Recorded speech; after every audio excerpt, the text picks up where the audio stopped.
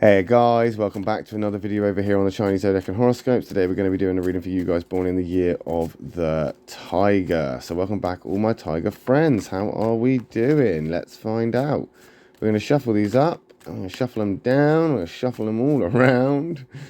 We're going to see what you guys have been up to. Let's stop about there, and we'll take that one from the bottom, we'll take that one from the middle, we'll take that one from the top. What have we got? Okay, so we've got two blacks and a white, so it's easy to see that, it was easy to say that because we've got those two negatives in there that it is a reason to be pessimistic, but it's not always the case, because black isn't always an attack, white isn't always all right. It's always a little bit annoying though when you see more blacks than white, of course, because you're wanting things to be positive, but we can't always get our preferred option. Black just means things could be better. White is things could be worse. There's no good or bad here. There's no right or wrong. We're looking at the compatibilities, and this is an example of black not being an attack because the horse and the tiger go together incredibly well. You're in the same affinity triangle. I just feel like you don't, let's just start that again. I feel that you're not seeing how much you're accomplishing right now. I feel that you don't feel that you've done enough. You feel like you're not moving forward. You feel there's a lack of communication somewhere or some sort of stagnation, and you're wanting things to get done. Patience is not your style, not really. If you want something, you want to get on and do it. If you're trying to achieve something, the quicker you can do that, the better.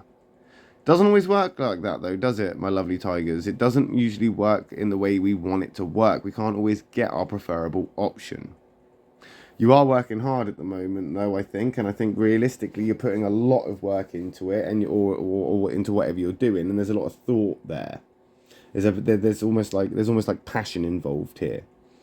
It's just starting to, I guess, wear at you, drain you, drag you down a little bit. I think right now what you're trying to do is too much. But you have that thrill of the challenge.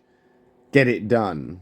Be that kind of person that finishes it before anybody else, before schedule, before, the deadline. You want to show people you have that ability.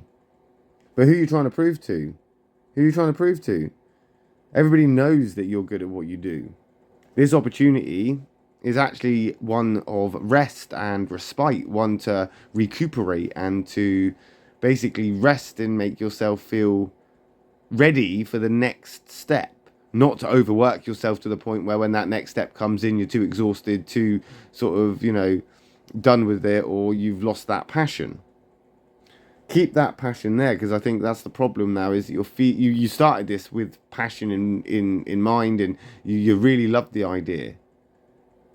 It's now starting to feel a little bit more like a burden, though, almost. We have got that white tiger coming into play, though, to remind you who you are is important. You are who you are for a reason. You are a tiger.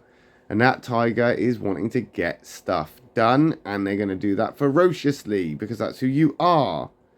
It is about the opportunity here that is in front of you and how to approach it and how to, tackle it. You don't need to prove to everybody else you can do it, as long as you know that you have a plan of action on how to deal with this, even if it is at a later date. You are a tiger person. People can see your stripes. People can see your teeth. They can see your claws. They can hear you roar. They know who you are. There is no need for you to continue overworking yourself or being a people pleaser.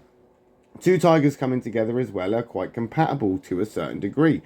There is no real animosity there. They will get along quite fine.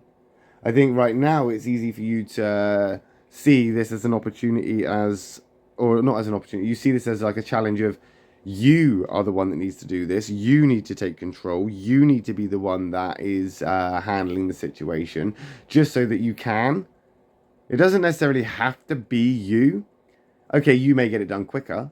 You may get it done, a little bit differently or more on point or a little bit more finer detail or whatever.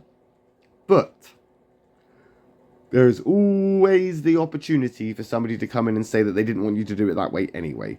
So maybe patience is the better course of action here, simply because you can get instruction from what it is you need to do. It's like in a relationship. There's no point trying and, you know, putting in effort if you're putting in the wrong effort. It's not going to be received well. You're buying someone flowers when they've got hay fever, or you're buying them chocolates and they've got an intolerance or a allergic reaction. You need to assess the situation, get instruction on how to, you know, accommodate that situation, and then move forward with it. And you are a tiger person, so you can do that. Lines of communication as well, keep those open, especially at the moment.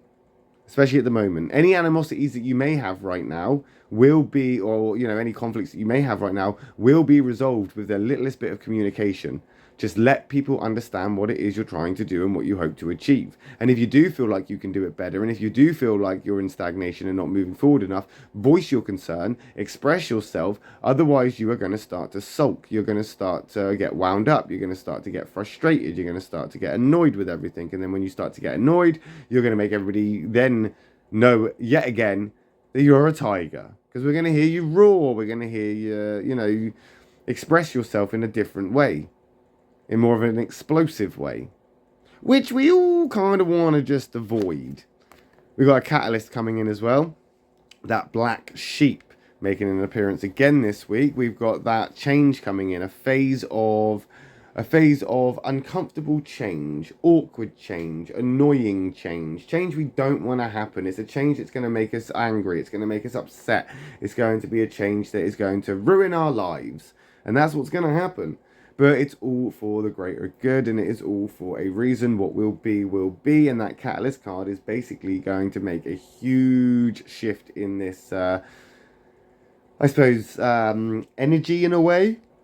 At least for you, it's going to have this huge shift in this energy. It's going to have this big, here you are at one point being reminded of who you are and how to tackle this situation as a tiger. And as you do so, we're going to then see results that come from that which are not necessarily going to be positive. Now, the sheep isn't incompatible with you. That goat is not a bad card for you. It's not. You know, there are no outright confrontations or rivalry between you. It's just it is in a negative place, so things could be better as we start moving forward towards the end of the week.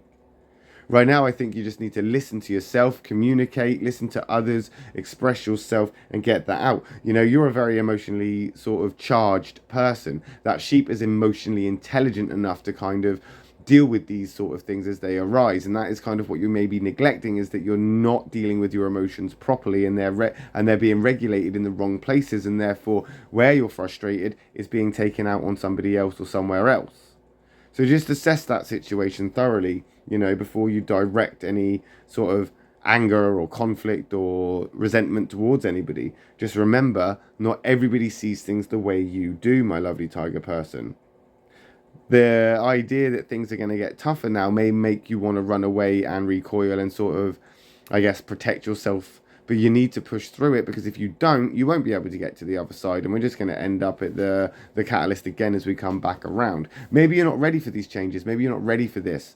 But Mercury has now just come out of retrograde. Things are going to start feeling a little bit better, and the shift will start to happen as we move now from this new moon into the winter solstice. A lot of change happening, a lot of shift, a lot of phases coming to an end, and some starting. We are going to start seeing a lot of come back around as well, where things are going to come full circle, where you've not dealt with them before, and we're going to have to deal with them now. So let's prepare yourselves for that, huh? And we'll find out how you get on next week when we come back and do another reading for you guys born in the year of the tiger. I'll be back after this with a reading for those born in the year of the rabbit. So if you are interested, I will see you then. If not, not to worry. I will just see you next week when we come back and do another reading for you guys born in the year of the tiger. Thanks for watching, guys. Love and peace.